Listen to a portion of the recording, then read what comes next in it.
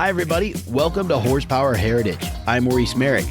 And greetings to all of you listening from places like South Burlington, Vermont, Guthrie, Oklahoma, San Bruno, California, Seoul, South Korea, Kuwait City, and Athens, Greece. Be sure to follow the podcast, share it with your friends, leave me 5 stars and a quick review. And all of that stuff really does help build the audience. That's why I keep telling you about it every week.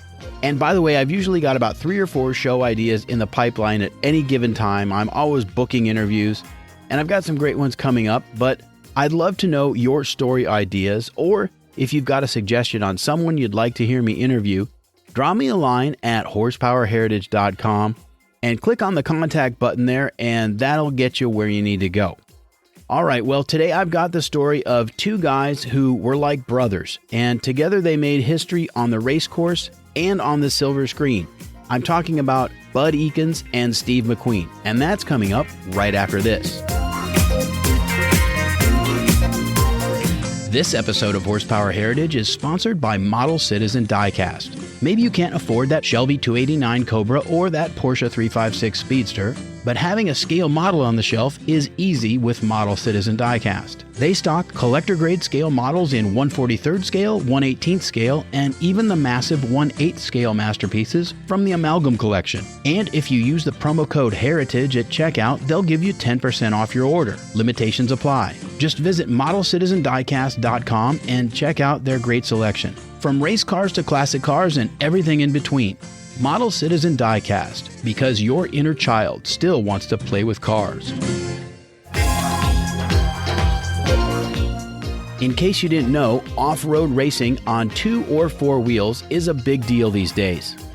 It's driven technology, it's made fortunes, and it's inspired special edition bikes and trucks that you can find on the showroom floor. But this is the story of the early days of dirt, told through the lives of 2 men who helped make it happen, Bud Ekins and Steve McQueen. Now, of course, you know the name McQueen, who doesn't, right? Although you may not know Bud Ekins. But he had a major influence on not just McQueen, but also on motorcycling in America and on the Hollywood stunt community. And the adventures they had? Well, just you wait. Bud Ekins was born in 1930 in Hollywood, California, when it was truly a show business town. Members of the Ekins family were among the thousands of people employed in the motion picture industry. His mother was a bit player, and his uncle was an animal trainer. As a kid, Bud would do odd jobs at his father's welding shop, and he wasn't really that interested in school. As a matter of fact, he dropped out after the 7th grade, and he got caught joyriding with some hooligan friends in a stolen car, which bought him 2 years in reform school. He might have ended up a ne'er-do-well, incarcerated, on the lam, or drifting from job to job. But as you'll see, a remarkable confluence of events would alter the course of his life. By his late teens, after his stint in reform school, Bud was working for his father full-time. In the corner of the welding shop sat a 1934 Harley-Davidson that belonged to his uncle. The bike had been laid up for years, but Bud was told that if he could fix it, he could have it for $10. Anyway, after some tinkering, he got it running, and he was hooked on his first ride. But even back then, the congestion and clamor of automobiles and streetcars made motorcycling in Los Angeles a dicey proposition. Although Southern California was booming, Los Angeles wasn't nearly the endless sprawl of concrete and asphalt that it is today. There were still plenty of places inside the city limits to ride on dirt without getting arrested. That first motorcycle took Ekins all over the Hollywood Hills, on the trails alongside the Los Angeles River, and into the San Fernando Valley. And that's where he met some of the best dirt riders in the world, the members of the Pasadena Motorcycle Club. The city of Pasadena is nestled at the foot of the towering San Gabriel Mountains, just north of LA. The Pasadena Motorcycle Club had been running off-road endurance races across the desert since the 1920s. From the very start, they were modifying their bikes for hard conditions by stripping the excess weight and rerouting the exhaust pipes to run higher along the frame, but it was still a punishing exercise to race over hundreds of miles of dirt on their heavy Indians, Harleys, and Hendersons. Enter a Los Angeles lawyer named Bill Johnson. In the mid-1930s, he became interested in motorcycling, and he ordered an English-made Ariel Square 4, an unusual 995cc four-cylinder designed by Edward Turner, the chief engineer at Triumph. Johnson saw that, compared to American motorcycles, his Ariel was far more sophisticated. Great Britain's motorcycle industry was driven by a different set of factors than existed in the U.S. For example, Britain's geography and size, and the distance between towns, and the better developed road system made motorcycles an attractive means of transportation for the working class.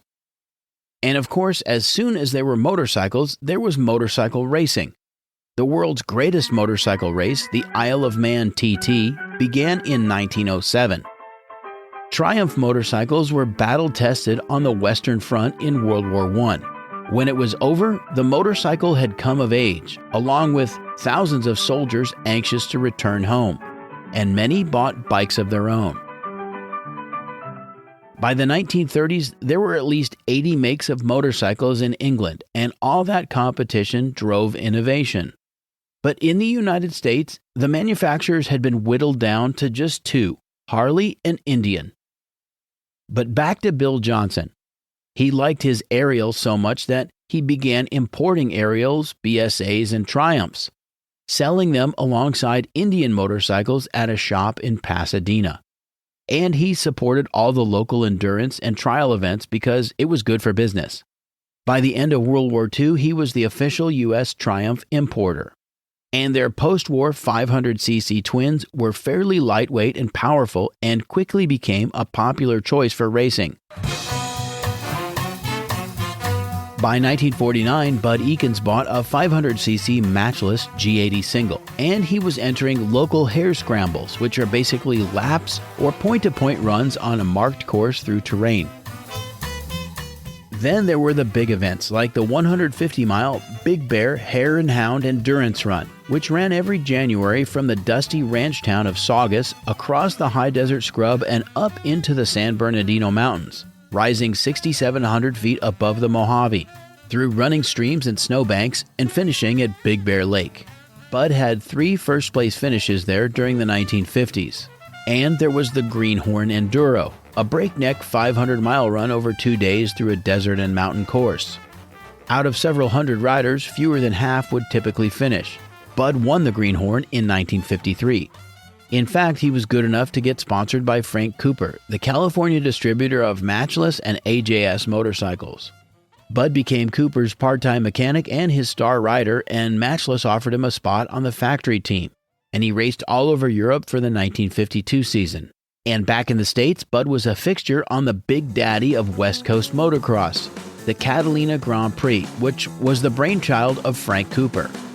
It was 2 days of thrilling racing on Santa Catalina Island, just 26 miles offshore. The Grand Prix wound its way on a 10-mile course through the streets of Avalon and then on dirt up through the hills. For machines up to 250cc, it was 6 laps, and the following day, the larger displacement bikes ran 10 laps. With the riders flying by just inches from trees, buildings, and the thousands of spectators lining the course, the Catalina Grand Prix had the feel of a European event, and it's even been called the California motocross version of the Isle of Man TT. British bikes dominated, but there were also riders on NSUs, Micos, or the odd BMW or Zundap.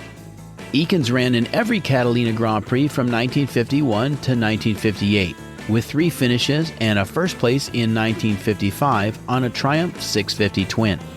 But after the 1958 race weekend, some of the drinking and the hell-raising went a little too far, and the owner of the Waikiki Bar in downtown Avalon was mugged as he closed up for the night. That was a bad move because the bar owner was Mel Porter, the mayor of Avalon, and he complained to the Chamber of Commerce about all the noise and the dust and the general mayhem. And that was the end of the Catalina Grand Prix. But the real reason for the race's demise was that motocross was still in its infancy, and it hadn't attracted enough money yet. There were only a few sponsored riders, and there wasn't even a cash purse. But that would obviously change in the years to come. By the mid-1950s, with Bill Johnson's hard work as the U.S. distributor and the competition success of Triumph's post-war twins, Bud opened his own Triumph dealership. It quickly became the place to buy a motorcycle, with a steady stream of daredevils shuffling through the door of his shop on Ventura Boulevard in Sherman Oaks. There was character actor Keenan Wynn, who'd been in show business his whole life and who'd been riding nearly as long.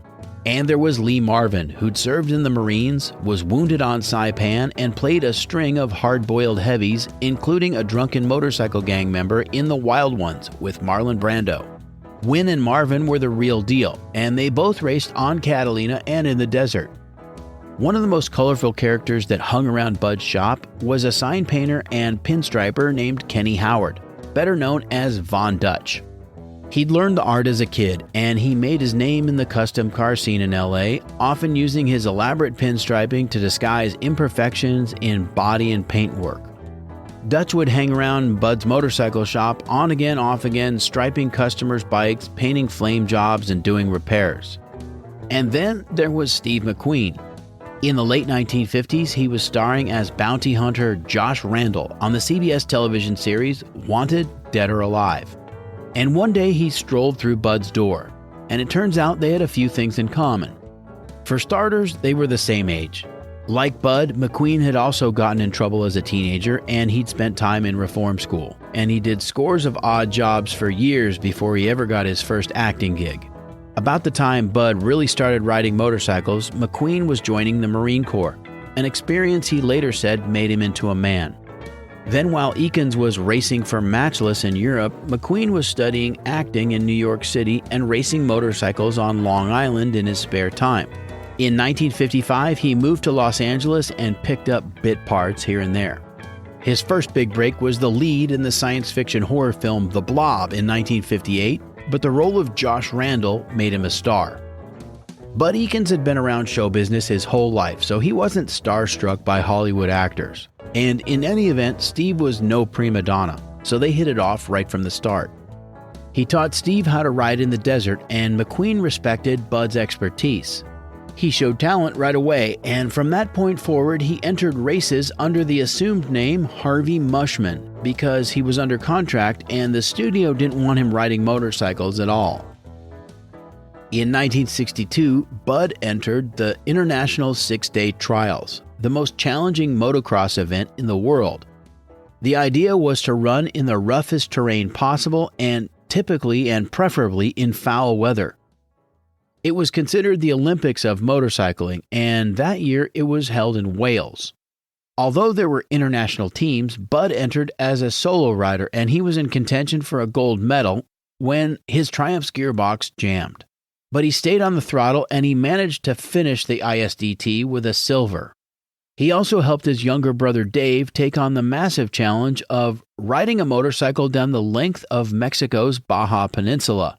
Nearly 1,000 miles of hot, dusty torture for man and machine. Dave Ekins was a racer himself, of course, and he'd been working with Honda to prove their machines for the American market. It was Bud who came up with the idea, knowing it would be the ultimate test for Honda's new CL72 Scrambler, a 4-stroke 250cc vertical twin that had a few factory modifications from the CB72 street bike. But because of his relationship with Triumph, Bud couldn't ride with Dave, so he was limited to planning the route and tracking Dave's progress from a chase plane. The second rider was Bill Robertson Jr., whose father owned the Hollywood Honda dealership. A new magazine called Cycle World sent a team to cover their adventure. They set off from the Tijuana Telegraph office at midnight on March 17, 1962. The chase plane would leapfrog ahead of the bikes to drop food, fuel, and water. The Hondas encountered everything from deep sand to sharp fields of volcanic rock and thick fog along the coast, and they had a couple of spills, including some battle damage, and one bike lost a cylinder, but they finally pulled into the La Paz Telegraph office on the afternoon of March 19th, 39 hours and 56 minutes after leaving Tijuana. It was a major publicity win for Honda, and Japanese motorcycles would eclipse British bikes in the years to come. The consolidation of the English makes, as well as their failure to innovate, had sent them into a long, steady decline, even if they didn't know it yet. But Bud barely had time to shake the Mexican dust from his boots before setting off on his next adventure. One day he got a telephone call from McQueen who said, "How do you like to go to Germany and be my stunt double on this picture I'm doing?"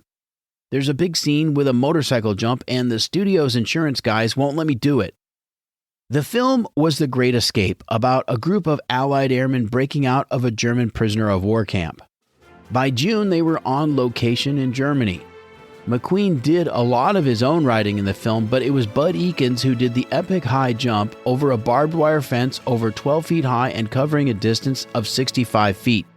To make it work, the stunt coordinator did speed and distance calculations, and then they dug a trench so Bud would have a launch ramp, and yet it would be concealed by careful camera placement. And he did it in one take. And that was about all he wanted to do. It was the first time a stunt of that kind had been done in a major motion picture, and it was the start of a new career for him. Ekins got his Stuntman's Association card, and he also built bikes for the movies. In 1964, Bud was back at the International Six-Day Trials, leading a six-man team, this time including his brother Dave and Steve McQueen. The event was held that year in communist East Germany, and it was the height of the Cold War, so there was a lot of tension and suspicion, but also curiosity about the Americans and their big triumphs. Unfortunately, Bud took a spill and he broke his leg, and then late on day 3, Steve was behind and pushing hard to catch up when a local on his own motorcycle wandered into his path on the course. They collided and McQueen's Triumph tumbled into a ditch, folding the forks under the frame. He only had minor injuries, but the bike was trashed. Once his leg had healed, Bud was back in Mexico, this time riding a Triumph alongside his brother in an attempt to beat the time of their first Baja run 2 years earlier. And they squeaked it out by just 8 minutes, which gives you an idea of how brutal and long those Baja runs are. By the mid-1960s, Baja racing was on the map. A Los Angeles off-roader named Ed Perlman had read about the exploits of the Ekins brothers, and he thought this kind of desert racing would appeal to his fellow four-wheelers. So he talked it over with his buddy, Dick Cepek. Cepek had spent plenty of time in Baja in his Toyota Land Cruiser, and he saw that he needed a wider, tougher tire for the harsh conditions there. So he asked the Armstrong Rubber Company to make him some, and amazingly, they agreed to do it. And then, of course, all his friends wanted their own special tires. And in no time, Dick Cepek's 2-car garage was filled with tire orders, and they became so popular that he opened a retail business adding off-road shocks and suspension kits. Perlman and Cepek organized a 4-wheel Baja race in 1966, and 3 teams made the run. The winning entry crossed the line in La Paz in 41 hours and 45 minutes. Then they founded the National Off-Road Racing Association, and the next year they made it official, calling the race the Mexican 1000. 68 entries showed up, including a wild tube-frame mid-engine buggy designed by a General Motors engineer named Vic Hickey and built by the Hearst Corporation. And this thing was 4-wheel drive, and what they did was they bolted a Chevy 350 to a Turbo 400 automatic and mated that to a Dana transfer case. Then power ran through Corvette posi traction differentials on either end, through off-the-shelf half shafts from the new front-wheel drive Oldsmobile Toronado. But the really cool part is that the engine was installed backwards, facing the rear of the car, and the gearbox was more or less in the center, and then cooling was from a large fan and truck radiator mounted on the back of the chassis. The buggy also had 4-wheel independent long travel suspension, 4-wheel disc brakes, a close ratio steering box, and it was good for about 140 miles an hour. And supposedly the whole thing was built in about a month.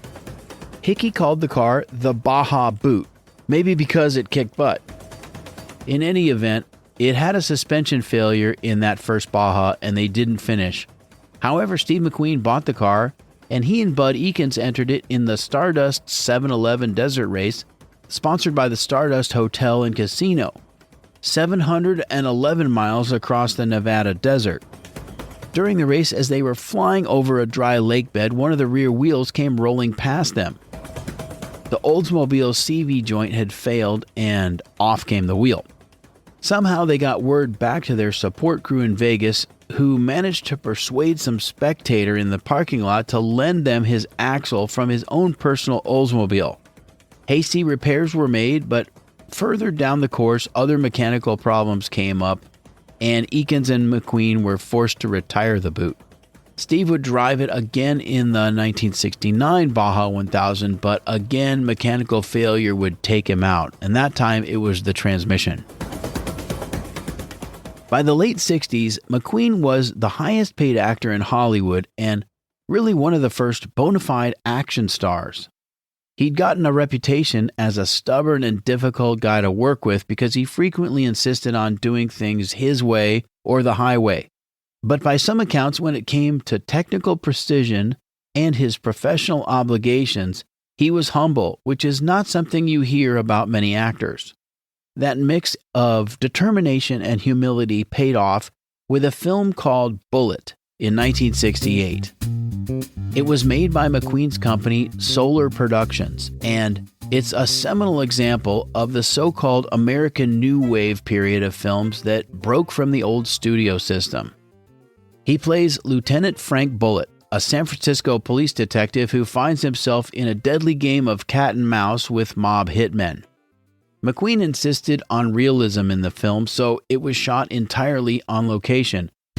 And of course, the centerpiece of the story is the car chase between McQueen's 1968 Ford Mustang and the assassin's black 1968 Dodge Charger through the streets of San Francisco. Once again, Steve did some of the driving in the Mustang, but Bud shared those duties for the riskier stunts. And he also plays a motorcyclist who lays his bike down in one memorable sequence. The driver of the Charger also deserves a mention here, and he was a steely-eyed veteran stuntman and actor named Bill Hickey, no relation to Vic, by the way. He looks like he could either do your taxes or strangle you to death. Anyway, Bullitt set the bar for the movie car chase. It's not cartoonish like the Bond films. The tension is real because the driving was real. They hit speeds of over 100 miles an hour on public roads. And it continues to be a reference for stunt coordinators and film directors alike. 1970 was a very busy year for Steve McQueen. First, he bought a Porsche 908 on the suggestion of John von Neumann, the California Porsche distributor.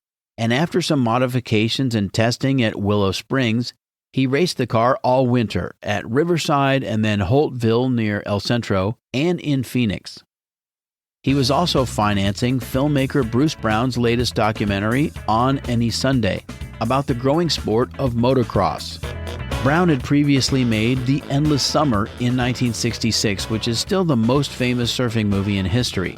So along with talented motocross pros Malcolm Smith and Mert Lawwell, who was the reigning national champ, Steve would also ride in On Any Sunday. In early March, it was off to Riverside County to race in the Elsinore Grand Prix. Malcolm Smith finished in first place, and Steve came in 8th, very respectably, on a 400cc Husqvarna, even after breaking his left foot. Just weeks later, with his foot still in a cast, he was back in the Porsche 908 at the 12 Hours of Sebring, along with co-driver Peter Revson. They finished in second place, with Revson behind the wheel, only 23 seconds behind Mario Andretti driving a Ferrari 512S for the factory team. And then in June came the film project McQueen had been itching to make for years, Le Mans.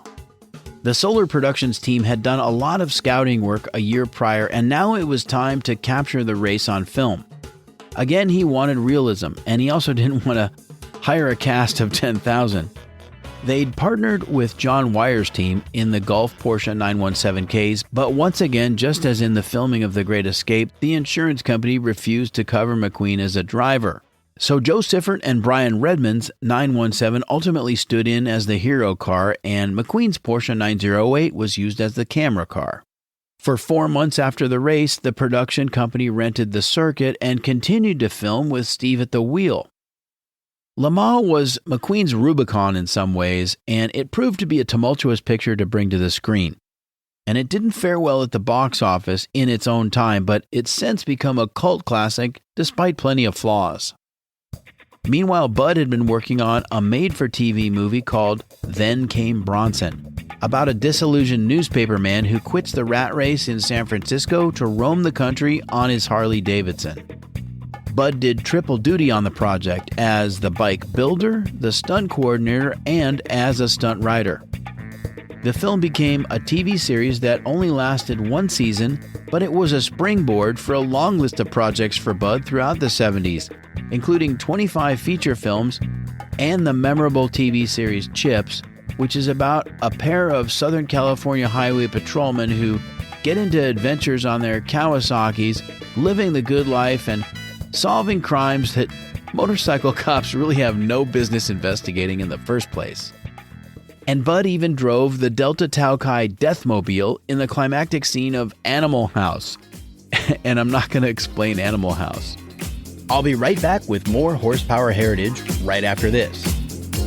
Horsepower Heritage is teaming up with Valkyrie Racing to support their efforts to combat child trafficking. And with your donation, you can enter to win one of 10 unique digital art pieces of their Polar Porsche 356. Just go to valkyrieracing.com/donate356, and once you make your donation, visit my homepage at horsepowerheritage.com, then click on the contact button and send me your name and the reference number for your donation.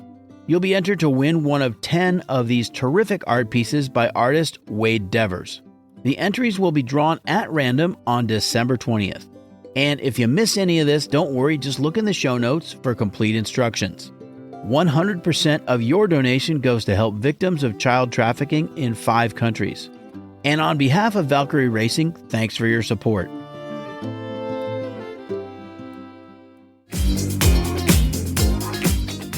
Despite all his professional success, Steve McQueen's demons hollowed out his personal life. A long string of affairs and drug abuse ruined his first marriage, and the second one wasn't much better.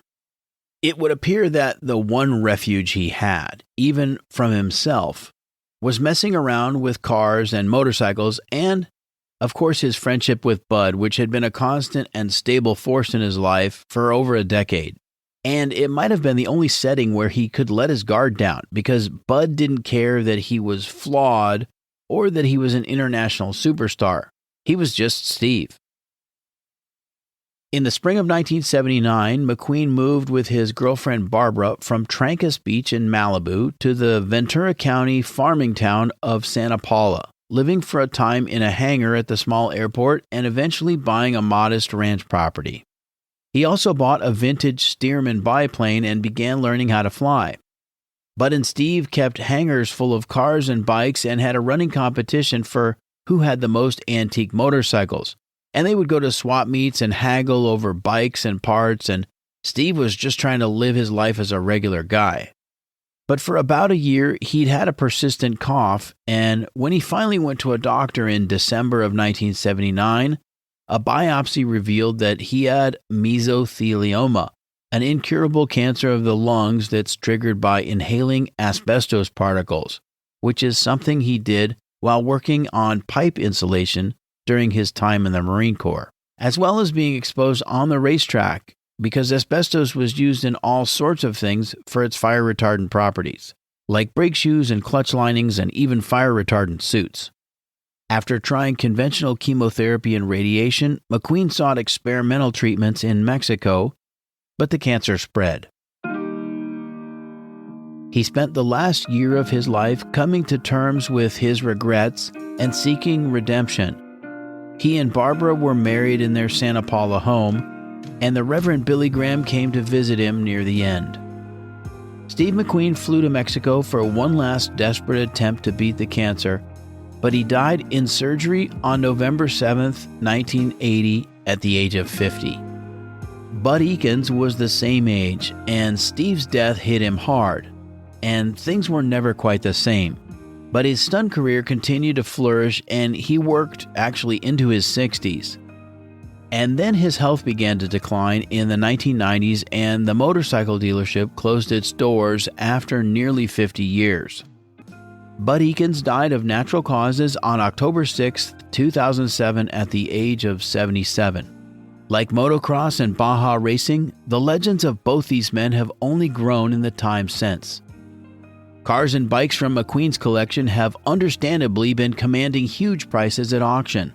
Last year, Triumph produced special edition Bud Ekins models of the Bonneville, and books and documentaries and memorial rides have all tried to capture their macho spirit. The thing is, Bud and Steve would probably laugh about all the fuss, because all they ever wanted to do was ride hard all day and then have a cold beer. And it was really that simple.